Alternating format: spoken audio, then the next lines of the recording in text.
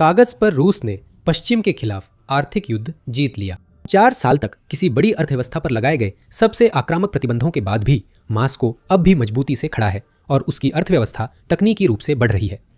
Rouble में बड़ी गिरावट आई और वह युद्ध से पहले के स्तरों के पास आ गया। व्लादिमीर पुतिन कहते हैं, समय रूस के पक्ष में है, पर कागज सब कुछ नहीं दिखाते। 2026 की शुरुआत तक रूस के नेशनल वेल्थ फंड में मौजूद तरल भंडार डॉलर में आधे से ज्यादा घट गया था, जबकि इसे कठिन समय के लिए बनाया गया था। अगर अर्थव्यवस्था के आकार के मुकाबले देखा जाए तो ये लगभग 2.4 गुना सिकुड़ गया था और संघीय बजट घाटा आधिकारिक योजना से लगभग 5 गुना ज्यादा हो गया था। ये उस देश की तस्वीर नहीं है जिसने खुद को हालात के हिसाब से ढाल लिया हो। ये उस देश की तस्वीर है जो जंग जारी रखने के लिए अपनी बचत को तेजी से खर्च कर रहा है और चुपचाप उम्मीद कर रहा है कि कोई इसका हिसाब ना लगाए। आज हम वही हिसाब लगा रहे हैं, क्योंकि उस स्थिर सतह के नीचे रूस के पास 10 बुनियादी कमजोरियां हैं। हालांकि इनमें से कोई भी पूरी तरह से पतन का कारण नहीं बनेगा, लेकिन इन सभी की स्थिति लगातार बिगड़ती जा रही है और इनमें से कई एक दूसरे को और बढ़ावा देती है। नंबर 1, बजट या उसकी कमी। पैसों से शुरू करते हैं, क्योंकि बाकी सब इससे जुड़ा है। 2021 में आक्रमण से 1 साल पहले रक्षा और आंतरिक सुरक्षा ने रूस के संघीय बजट का लगभग 24% हिस्सा खा लिया था। 2025 तक ये आंकड़ा बढ़कर लगभग 40% हो गया था। रूस रक्षा परियोजनाओं पर खर्च गोपनीय रखने के कारण सटीक संख्या बताना मुश्किल है। कुछ स्रोतों के अनुसार गोपनीय खर्च नाम मात्र खर्च जितना या उससे अधिक है। उदाहरण के लिए सिर्फ 2025 के पहले 3 तिमाहियों में ही इन बंद बजट मदों के लिए लगभग 60 ट्रिलियन रूबल यानी करीब 88 अरब डॉलर आवंटित किए गए थे। यह पिछले साल की उसी अवधि की तुलना में 39% की भारी बढ़ोतरी थी। अब आय पक्ष को देखें तो वही रूस सच में मुश्किल में है। रूस ने अपना 2025 का बजट इस अनुमान के साथ बनाया था कि तेल की कीमत लगभग $70 प्रति बैरल रहेगी, लेकिन वास्तव में औसत कीमत $58 प्रति बैरल रही। सरकार ने अपनी आय बढ़ाने के लिए कमजोर रूबल पर भी दांव लगाया था, लेकिन रूबल जिद्दी रूप से मजबूत बना रहा। तेल और गैस से आय साल दर साल करीब 1/4 गिर गई, जबकि खर्च बढ़ता रहा। तब मॉस्को ने वही किया जो कोई भी कर्ज में डूबी सरकार करती है। उसने एक ही साल में 2 बार बजट फिर से लिखा, फिर भी घटा 5.6 ट्रिलियन रूबल हो गया, जो योजना से करीब 5 गुना ज्यादा था। क्षेत्रीय बजट, पेंशन और स्वास्थ्य फंड जोड़ने पर रूस की सार्वजनिक वित्त में कुल कमी 8.3 ट्रिलियन रूबल हुई। ये पूरी अर्थव्यवस्था का लगभग 4% है। पश्चिमी कर्ज न मिलने से क्रेमलिन या तो घरेलू ऊंचे ब्याज पर उधार लेता है या नेशनल वेल्थ फंड का उपयोग करता है, और दोनों कर रहा है। डॉलर के हिसाब से फंड आधा खत्म हो गया है, जबकि रिकॉर्ड सोने की कीमतों ने इसकी वैल्यू संभाली है। स्थिति इतनी खराब है कि सरकार को 2026 के सैन्य खर्च में कटौती का प्रस्ताव देना पड़ा। सिप्री के अनुसार इस कदम में भी बजट बढ़ाने के लिए संशोधन किए जाने की संभावना है, लेकिन ये सब सिर्फ ये दिखाता है कि रूस से धीरे धीरे पैसा कैसे खत्म होता जा रहा है। ये अपनी आर्थिक वृद्धि नहीं बनाए रख सकता, फिर भी कमजोर ना दिखने या कुछ प्रगति हासिल करने की कोशिश में सेना में और पैसा डालता रहता है। आखिरकार यह नुकसानदेह स्थिति बनेगी। दूसरा, चीन पर निर्भरता। दूसरी समस्या आंशिक रूप से पहली से जुड़ी है और रूस की अर्थव्यवस्था से जुड़ी है। यूरोप के प्रतिबंधों के बाद रूस को नए विक्रेता तलाशने पड़े, जिसमें चीन ने साझेदारी की। 2025 में चीन ने रूस के कुल निर्यात का लगभग 30% हिस्सा लिया, जबकि युद्ध से पहले ये 16% था। चीन ने रूस के आयात का करीब 35% आपूर्ति की। युद्ध अर्थव्यवस्था को चलाए रखने वाली मशीनरी, औद्योगिक उपकरण और स्पेयर पार्ट्स जैसी श्रेणियों में चीन की हिस्सेदारी 90% तक है। कार बाजार में यह अधिग्रहण आप वास्तविक समय में देख सकते हैं। 2019 में रूस में बिकी नई कारों में चीनी ब्रांड्स का हिस्सा सिर्फ 2% था। 2025 तक उनका हिस्सा थोड़ा सा आधे से ज्यादा हो गया। पश्चिमी ऑटोमोबाइल कंपनियां बाहर चली गई, रूस का अपना उत्पादन ढह गया और बीजिंग ने इस खालीपन को भर दिया। अब नेशनल वेल्थ फंड भी चीन पर निर्भर है, क्योंकि उसकी तरल संपत्तियों में चीनी युआन का हिस्सा करीब 60% हो गया है। लेकिन यह रिश्ता बेहद असंतुलित है, क्योंकि रूस के साथ व्यापार चीन के निर्यात का मुश्किल से 3% है। बीजिंग के लिए रूस एक छोटा ग्राहक है, मॉस्को के लिए चीन ही सब कुछ है और चीन ये बात जानता है। इसलिए बीजिंग अपनी शर्तें थोपता है। यह रूसी तेल और कोयले पर उस कीमत के मुकाबले 50% तक की बड़ी छूट मांगता है जो रूस पहले यूरोप से वसूलता था। ये मॉस्को जिन गैस पाइपलाइनों को बनाने के लिए बेताब है, जैसे पावर ऑफ साइबेरिया 2, उन पर भी जानबूझकर टालमटोल करता है और अपनी ओर से परियोजना के वित्त पोषण का पूरा ब्यौरा देने में भी देरी करता है। रूसी राष्ट्रपति व्लादिमीर पुतिन और चीनी राष्ट्रपति शी जिनपिंग के बीच बैठक के बाद भी और यह कहने के बावजूद कि वह रूस की इस परियोजना को तेजी से पूरा करने की जरूरत को समझता है, चीन ने कोई नया टाइमलाइन नहीं दी। चीन रूसी उत्पादन में निवेश करने या उन्नत तकनीक सौंपने से भी इनकार करता है। वह रूस को तैयार माल बेचकर उसका कच्चा माल लेगा, पर उसके असली विकास में मदद नहीं करेगा। रूस ने पश्चिम पर ऐसी निर्भरता जिससे उसे चिढ़ थी छोड़कर चीन पर ऐसी निर्भरता अपना ली जिससे वह निकल नहीं सकता। तीसरा मुद्दा, तकनीकी समस्याएं। आधुनिक सेना तकनीक पर निर्भर है और रूस इससे धीरे धीरे वंचित हो रहा है। 30 सालों तक पश्चिम ने रूस की अर्थव्यवस्था पर लगभग नियंत्रण रखा। यूरोपीय संघ और अमेरिका ने प्रत्यक्ष विदेशी निवेश का 2/3 हिस्सा रखा था। फिर आक्रमण से सब बदल गया। 2021 के अंत में जो विदेशी निवेश लगभग $500 अरब था, वो आधे से भी ज्यादा घट गया। सबसे बुरी बात यह है कि कोई इसे बदलने की जल्दी में नहीं है, चीन भी नहीं। चीन से ज्यादातर आयात सीधे सैन्य अभियानों से जुड़ा नहीं है। बेशक चीन ने बड़ी संख्या में ड्रोन बेचे हैं, लेकिन उसने यूक्रेन द्वारा इस्तेमाल किए जाने वाले व्यावसायिक ड्रोन मॉडल भी उपलब्ध कराए हैं, यानी वह अपने आर्थिक लाभ के लिए दोनों पक्षों को सामान दे रहा है। एक ठहरी अर्थव्यवस्था और ऐसे साझेदार पर निर्भरता जो उन्नत तकनीक का निर्यात नहीं करता, इसका मतलब है कि रूस दुनिया के सबसे तकनीकी रूप से उन्नत देशों में अपनी स्थिति खोता जा रहा है। रूस अपनी अर्थव्यवस्था का सिर्फ 1% अनुसंधान और विकास पर खर्च करता है, जबकि अमेरिका में 3.3% और दक्षिण कोरिया में करीब 5%। और चूंकि इसका मतलब हर साल कम और कम पैसा हो सकता है, रूस और भी पीछे छूटता जा रहा है, क्योंकि जो थोड़ा बहुत पैसा खर्च भी होता है उसका बड़ा हिस्सा सीधे सैन्य क्षेत्र में जाता है, नागरिक अर्थव्यवस्था में नहीं। फिर यह भी तथ्य है कि रूस अपनी विकास को फंड करने की मुख्य क्षमताओं में से एक तक पहुंच भी खोता जा रहा है, क्योंकि यूक्रेन ने लंबी दूरी के ड्रोन हमलों से रूसी तेल रिफाइनरियों पर लगातार प्रहार किया है। आम देशों में नुकसान की मरम्मत कर आगे बढ़ते हैं, लेकिन रूसी रिफाइनरियों में पश्चिमी उपकरण हैं जो उन दशकों की विरासत हैं जब रूस को तकनीक बाहर से मंगवानी पड़ती थी। स्पेयर पार्ट्स पर प्रतिबंध के कारण हमला हुए संयंत्र जरूरी पुर्जे या सर्विसिंग नहीं पा पाते और जल्दी चालू नहीं हो सकते।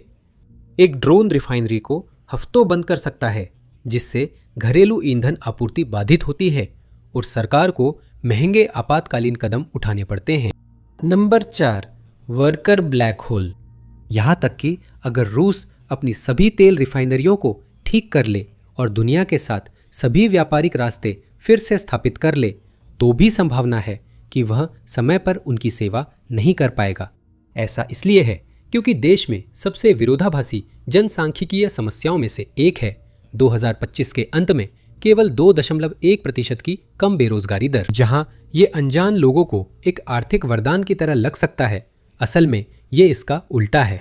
पिछले 4 वर्षों से अधिकांश पश्चिमी देशों में बेरोजगारी दर लगभग 6.4% के आसपास रही है। एक त्वरित याद दिलाने के लिए, बेरोजगारी दर की गणना बेरोजगारों को कुल श्रम बल से विभाजित कर परिणाम को 100 से गुणा कर होती है। दुनिया महामारी से प्रभावित हुई थी, लेकिन बेरोजगारी दर कोविड से पहले से भी कम हो गई। लेकिन रूस में लगभग 1.5 से 2 मिलियन खाली नौकरियां हैं और वहां पर्याप्त कामगार ही नहीं हैं। और भी बुरा यह है कि इसके कारण एक के ऊपर एक बढ़ते जा रहे हैं।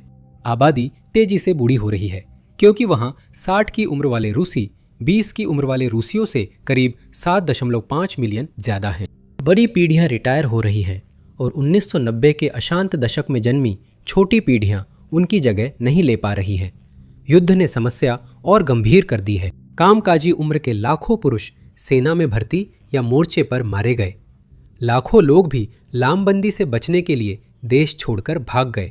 अक्सर ये वही आईटी विशेषज्ञ और इंजीनियर थे जिनके पास रूस को जरूरी साधन व कौशल था। क्रेमलिन की प्रवासियों पर सख्ती ने उन श्रमिकों के रास्ते बंद कर दिए जो पहले ये जगहें भरते थे। एक समस्या यह भी है कि देश में मोर्चे पर भेजने के लिए सैनिकों की इतनी कमी है कि भर्ती बोनस बढ़ाना पड़ रहा है। 2025 में कुछ क्षेत्रों ने बताया कि एक नए अनुबंधित सैनिक की वार्षिक वेतन शुरुआती बोनस के साथ औसत वार्षिक वेतन से 4.5 गुना अधिक होगी और इससे एक श्रृंखलाबद्ध प्रतिक्रिया शुरू हो जाती है। सेना में उच्च वेतन से अन्य क्षेत्रों में कम कामगार बचते हैं, जिससे वेतन उत्पादकता से तेज बढ़ता है और महंगाई बढ़ती है। रूस में पर्याप्त लोग नहीं हैं और मौजूदा नौकरियां जरूरी चीजों के लिए पर्याप्त भुगतान नहीं करती। गैर आवश्यक वस्तुओं का बाजार जैसे ऑटोमोबाइल यहां अच्छा संकेतक है। 2025 की दूसरी छमाही में ट्रक बिक्री आधी होने से रूसी कार निर्माता अवतोवाज, काजाज और गाज ने काम के दिन घटाकर 4 कर दिए। इसका मतलब है मजदूरों की कमाई घट रही है और यही चक्र चलता रहता है। नंबर 5, जनसांख्यिकीय मौत का दुष्चक्र। मजदूरों की कमी इस रिपोर्ट की सबसे डरावनी संख्या से जुड़ी है। रूस की आबादी पिछले 3 दशकों में ज्यादातर समय घटी है। प्रजनन दर 1990 के दशक में सबसे निचले स्तर पर पहुंच गई थी और कभी भी इतनी देर तक नहीं सुधरी कि उसका कोई असर हो सके। यह 1999 में ऐतिहासिक न्यूनतम 1.16 से बढ़कर 2015 में तथाकथित उच्चतम 1.78 तक गई और फिर 2023 में वापस गिरकर 1.4 हो गई। आव्रजन पहले इस अंतर को पाटता था, लेकिन 2022 में शुद्ध प्रवासन नकारात्मक होने के बाद वो भी बंद हो गया। देश छोटा हो रहा है क्योंकि प्रजनन दर कम है और देश छोड़कर जाने वालों की संख्या आने वालों से ज्यादा है। फिर युद्ध आ गया। स्वतंत्र अनुमानों और सार्वजनिक रिकॉर्ड्स के अनुसार मई 2026 तक मोर्चे पर मारे गए रूसी सैनिकों की संख्या कम से कम 2,20,000 है। रूस के रक्षा मंत्रालय ने सितंबर 2022 में आखिरी बार मौतों का आंकड़ा बताया था, तब उसने 6,000 से कम मौतें होने का दावा किया था। प्रचार और कब्रिस्तानों में बड़ा अंतर है और क्रेमलिन असली आंकड़े गोपनीय रखता है, इसलिए आप उन्हें देख नहीं सकते। तो क्रेमलिन का जवाब क्या है? ऐसी कोई नीति नहीं जो सच में चले। ये गर्भवती स्कूली लड़कियों को वित्तीय प्रोत्साहन देता है, गर्भपात पर नए प्रतिबंध लगाता है और जरूरी प्रवासियों पर सख्ती करता है। यही गिरावट का चक्र है। युद्ध कामकाजी पुरुषों को मारता है। कम पुरुष यानी कम कामगार और पिता, कम पिता से कम बच्चे होते हैं, जिससे अगली पीढ़ी में कार्यशक्ति और घटेगी। युद्ध मूल रूप से रूस का भविष्य छीन रहा है। युद्ध अभी खत्म नहीं हुआ है और अब रूस के बड़े शहरों के लोगों को भी प्रभावित कर रहा है, जिससे हम अगले बिंदु पर पहुंचते हैं। लेकिन उससे पहले यह सुनिश्चित करें कि आप द मिलिट्री शो को सब्सक्राइब कर लें ताकि आपको ऐसी और भी रोजाना की विश्लेषणात्मक जानकारियां मिलती रहें। हम वैश्विक भू राजनीति पर नजर रखते हैं ताकि आप जानकारी में रहें। नंबर 6, वे पूर्व सैनिक जो घर लौटकर हिंसक हो गए। अब कुछ सैनिक लौटते हैं और रूस के कई समुदायों के लिए ये अपने आप में एक आपदा है। रूस ने अपनी फौज की संख्या बढ़ाने के लिए आंशिक रूप से सीधे जेलों से सजा याफ्ता अपराधियों की भर्ती की, उन्हें माफी देने का वादा करके। उसने सदमे में डूबे अक्सर अत्याचार झेल चुके लोगों को युद्ध के मैदान में झोंक दिया। फिर जो बच गए उन्हें बिना किसी असली मदद, बिना पुनर्वास के और जेब में माफी के साथ आम जिंदगी में वापस भेज दिया। नतीजा वही है जो आप उम्मीद करते हैं। आउटलेट विर्स्काया के अनुसार यूक्रेन से लौटे सैनिकों ने 2025 के अंत तक अपने देश में 1,000 से ज्यादा लोगों की हत्या या गंभीर चोट पहुंचाई, जिसमें कम से कम 551 की मौत हुई। और ये तो सिर्फ दर्ज किए गए मामले हैं। अपराध के आंकड़े बताते हैं कि 2024 में रूस में 14 सालों में सबसे ज्यादा गंभीर अपराध हुए और यह प्रवृत्ति 2025 में भी जारी रही। हिंसा के केंद्र भी वही हैं जहां आप उम्मीद करेंगे, यानी यूक्रेन की सीमा से लगे क्षेत्रों में, और अब रूस के कुछ जातीय अल्पसंख्यक क्षेत्रों में भी यह बढ़ती जा रही है। ये क्रेमलिन के लिए ऐसा जहर है जो प्रतिबंध कभी साबित नहीं हो सकते थे। रूसी सेना हमेशा राष्ट्रीय गर्व रही है। अब रूसी नागरिक देख रहे हैं कि माफ किए हत्यारे सड़कों पर हैं और कमांडर अपने सैनिकों को प्रताड़ित कर रहे हैं, घायलों को मरने भेज रहे हैं। रूस जिस वीर सैनिक की कहानी प्रचारित करना चाहता है वह अब डर में बदल रही है और सरकार ने कुछ नहीं किया। कोई गंभीर पुनर्वास कार्यक्रम नहीं, कोई सख्त सजा नहीं, क्योंकि समस्या को स्वीकार करना मतलब यह स्वीकार करना है कि युद्ध ने इसे पैदा किया है और कड़े बजट का मतलब है कि मानसिक स्वास्थ्य के लिए व्यापक सरकारी कार्यक्रम बनाने के लिए पर्याप्त पैसा नहीं है। यहाँ तक कि हाल ही में स्थापित defenders of the fatherland state fund, जिसे मनोवैज्ञानिक परामर्श देना चाहिए, उसकी पहुंच भी बहुत सीमित है और वह उन लोगों की मदद नहीं करता जिन्हें इसकी सबसे ज्यादा जरूरत है। जैसे जैसे और सैनिक घर लौटते हैं, जनता समझ रही है कि युद्ध बड़ी समस्या बन गया है जो अगले मुद्दे से जुड़ा है। 7वां, युद्ध थकान का खुलकर सामने आना। अब ज्यादा लोग युद्ध से थक चुके हैं और क्रेमलिन की प्रचार प्रसार से असंतोष नहीं रुक रहा है। इससे रूसी जनमत के केंद्र में एक तरह का विरोधाभास पैदा हो गया है।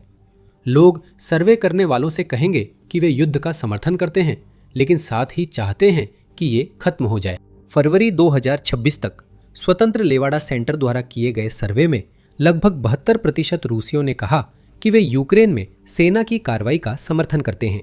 फिर भी शांति वार्ता के समर्थन का आंकड़ा 67% तक पहुंचा, जो अब तक सबसे अधिक था, जबकि लड़ाई जारी रखने वालों की संख्या 24% रह गई। फरवरी 2022 में आक्रमण के बाद से युद्ध के समर्थन में ये न्यूनतम संख्या है। सोचिए इसका क्या अर्थ है। अब 2/3 देश बाहर जाना चाहता है। हालांकि अधिकतर लोग सैनिकों का समर्थन करते हैं। जनता ने मिशन पर विश्वास खो दिया है, लेकिन इसे खुलकर नहीं कह पा रही है। मोल भाव का समर्थन महिलाओं, 40 साल से कम उम्र के रूसियों, ग्रामीण निवासियों और खासकर सोशल मीडिया व यूट्यूब से खबरें लेने वालों में सबसे ज्यादा है। क्रेमलिन एयरवेव्स का मालिक है, लेकिन इंटरनेट का नहीं, और ऑनलाइन बढ़ी पीढ़ी लड़ाई के लिए सबसे कम तैयार है। एक बड़ा पेच है, यही क्रेमलिन की आखिरी शरण है। रूसी जब बातचीत की बात करते हैं तो वे अक्सर अपनी शर्तों पर अंत चाहते हैं। ज्यादातर लोग मानते हैं कि अगर शांति नहीं हो सकती तो रूस को यूक्रेन पर और जोरदार हमला करना चाहिए। ये थकावट दिखाती है कि लोग रूस से तेज हमले की उम्मीद करते हैं, जबकि वहां हमला करने के लिए कोई नहीं है। 2026 की शुरुआत में लामबंदी धीमी हो गई है और खबरों के अनुसार कॉन्ट्रैक्ट भर्ती 2025 से करीब 20% कम हो गई है, क्योंकि नए लोगों की भर्ती अब और कठिन हो गई है। जब आबादी थक कर निष्क्रिय हो जाती है तो खुली लामबंदी का विरोध बढ़ जाता है, जबकि रूस के लिए युद्ध खत्म करने को पर्याप्त जनशक्ति जुटाने का यही तरीका है। 8वां कारण, देश का ढांचा बिखर रहा है। रूस की बुनियादी ढांचा सोवियत युग का है और इसे समय के साथ नहीं सुधारा गया है। तो जब युद्ध आया और बजट पर दबाव बढ़ा तो सरकार ने पहले से ही कभी कभार होने वाले रखरखाव को और कम करके अपनी कमर कसने की पूरी कोशिश की। 2023 से 2024 की सर्दी ने 2 दशकों में सबसे खराब खराबी की लहर ला दी, जिसमें सर्दियों के बीच में ही लाखों लोगों के लिए हीटिंग और पानी की आपूर्ति बंद हो गई। और सिर्फ जनवरी 2026 में ही रूस ने बिजली, पानी और हीटिंग में लगभग 1800 अलग अलग बाधाओं को दर्ज किया, जो एक साल पहले इसी महीने की तुलना में लगभग दोगुना था। और दुख की बात यह है कि पाइप फटने पर भी बिल बढ़ रहे हैं। 2025 के मध्य में यूटिलिटी टैरिफ औसतन 12% बढ़े, कुछ इलाकों में 20% से ज्यादा, जिससे पेंशन भोगियों और ग्रामीण गरीबों पर सबसे अधिक असर हुआ। हाल ही में बने इंफ्रास्ट्रक्चर भी इस बार रूसी प्रचार के कारण गिर रहे हैं। ड्रोन हमलों से खुद को बचाने के प्रयास में रूसी सरकार ने यूक्रेन के सबसे नजदीकी क्षेत्रों या महत्वपूर्ण सैन्य ठिकानों वाले इलाकों में व्यवस्थित रूप से इंटरनेट एक्सेस हटाना शुरू कर दिया है। उसने व्यापक रूप से लोकप्रिय सोशल मीडिया ऐप टेलीग्राम पर भी बैन लगाना शुरू कर दिया और उसकी जगह घरेलू रूप से बनाई गई नकली ऐप मैक्स को लाया गया। बाद में पता चला कि मैक्स में गंभीर सुरक्षा समस्याएं हैं, इसलिए सरकार ने सैनिकों को फिर से टेलीग्राम पर लौटने को कहा। यह मामला राजनीतिक रूप से बहुत संवेदनशील है। रूसी लोग उस युद्ध को सहन कर सकते हैं जिसे गरीब इलाकों से आने वाले अनजान लोग लड़ रहे हैं, लेकिन जब वही युद्ध दूर दराज के इलाकों की हीट सप्लाई या बड़े आबादी वाले शहरों में इंटरनेट की सुविधा को सीधे प्रभावित करने लगे तो उसे नज़रअंदाज करना अचानक बहुत मुश्किल हो जाता है। क्रेमलिन विदेशी निवेश से आधुनिकीकरण करना चाहता था, लेकिन अब निवेश बंद हो गए हैं। यूक्रेन ने लंबी दूरी के हथियार तैनात करने शुरू कर दिए हैं, जिससे सरकार खबरें रोकने के लिए इंटरनेट बंदी और बढ़ा सकती है। ये सारी कोशिशें आंशिक हैं, क्योंकि बड़ा हिस्सा सिस्टम निगल जाता है। नंबर 9, भ्रष्टाचार युद्ध मशीन को खा रहा है। रूस इस युद्ध पर जो भी रूबल खर्च करता है वह दुनिया की सबसे भ्रष्ट प्रणालियों में से एक से होकर गुजरता है, और इसका एक बड़ा हिस्सा कभी भी मोर्चे तक नहीं पहुंचता। युद्ध से पहले विश्लेषकों ने सरकारी ठेकों के 2/3 मूल्य के हड़पे जाने का अनुमान लगाया था। भ्रष्टाचार से बजट राजस्व का 1/3 से ज्यादा और अर्थव्यवस्था का 6.2% नुकसान होता है। फिर युद्ध ने रक्षा ठेके, किलेबंदी का बजट और सैनिकों के भुगतान बढ़ाए, जिनमें चोरी की भरपूर गुंजाइश थी। वसंत 2024 में क्रेमलिन ने रक्षा मंत्रालय में सफाया कर वरिष्ठ अधिकारियों को गिरफ्तार किया। इसने कुर्स्क, ब्रैंस्क और बेलगोरोद सीमा क्षेत्रों में चोरी के पैसों पर आपराधिक मामले दर्ज किए, जबकि इन्हें यूक्रेन के खिलाफ मजबूत करना था। ये भ्रष्टाचार विरोधी अभियान चोरी रोकने के लिए नहीं है। इनका मकसद बस इतना है कि लाभार्थी को किसी ऐसे व्यक्ति से बदल दिया जाए जो अधिक आज्ञाकारी हो और वर्तमान कार्यक्रम के अनुरूप हो, जबकि बाकी सभी को डर के जरिए वफादार बनाए रखा जाए, जो विरोधाभासी रूप से सिस्टम को कम नहीं बल्कि और ज्यादा अस्थिर बना देता है। जब नियम मनमाने हों और सुरक्षा कभी भी खत्म हो सकती हो, तो समझदारी यही है कि जितना हो सके उतना, जितनी जल्दी हो सके हड़प लो। तो चोरी और तेज हो जाती है, जब तक कि चोरी करने के लिए कोई बचता ही नहीं सिवाय एक के। नंबर 10, रूस का केंद्र, जो हमें उस कमजोरी तक ले जाता है जो बाकी सबके नीचे छुपी है। वही बताता है कि रूस यहां कैसे पहुंचा। रूस असल में एक सरकार नहीं है। ये आदमी अपने चारों ओर ऐसे लोगों से घिरा है जो उससे सहमत रहते हैं। पुतिन बड़े फैसले अकेले और गुप्त रूप से लेते हैं, केवल छोटे समूह से सलाह करते हैं। यहाँ कोई असली बहस नहीं होती, कोई स्वतंत्र जांच नहीं होती, और बहुत कम लोग हैं जिनका करियर तब भी बचता है जब वे उन्हें कुछ ऐसा बताते हैं जो वे सुनना नहीं चाहते। निष्ठा काबिलियत से ज्यादा अहम है, और ऐसे सिस्टम में सब लोग बॉस को वही बताते हैं जो वो सच मानना चाहता है। इसका बड़ा असर पड़ा, जिससे युद्ध की अवधि प्रभावित हुई। कई विश्लेषकों का मानना है कि पुतिन को लगा था कि आक्रमण कुछ ही दिनों में खत्म हो जाएगा। वे सालों से कहते थे कि रूसी और यूक्रेनी एक ही लोग हैं। यूक्रेन रूसी जमीन पर बसा है और उसकी सरकार पश्चिमी कठपुतली है जो रूस के दबाव में गिर जाएगी। उन्हें विश्वास था कि रूस को मुक्तिदाता के रूप में स्वागत किया जाएगा। जुलाई 2021 में उन्होंने यूक्रेन के असली राष्ट्र होने से इनकार करते हुए एक निबंध प्रस्तुत किया, जिसे रूसी सेना के लिए अनिवार्य अध्ययन बना दिया गया। रूसी खुफिया एजेंसियां यूक्रेन में हालात जानने गई तो पहले से ही जानती थीं कि बॉस को क्या जवाब चाहिए।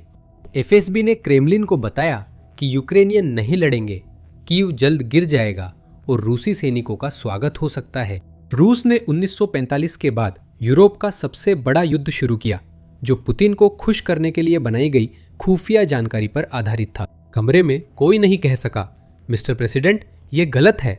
वही सिस्टम देश और युद्ध परिषद चलाता है। शायद सबसे बुरी बात यह है कि सब कुछ व्यक्तिगत रूप से पुतिन पर ही निर्भर करता है। न तो कोई उत्तराधिकारी है और न ही यह तय करने का कोई तंत्र है कि उनके जाने के बाद क्या होगा। अगर पुतिन के साथ कुछ होता है तो उनकी उम्र को देखते हुए रूस के शासक वर्ग में सरकार के हिस्सों को लूटने के लिए खुली लड़ाई शुरू हो सकती है। शायद सबसे बड़ी समस्या है कि ये सारे प्रभाव एक दूसरे को इतना बढ़ा रहे हैं कि युद्ध अब उतना महत्वपूर्ण नहीं रहा। अगर युद्ध अभी रुक भी जाए तो रूस तबाह रहेगा। अधिक जानकारी के लिए ये वीडियो देखें और रोजाना खबरों के लिए द मिलिट्री शो को सब्सक्राइब करें।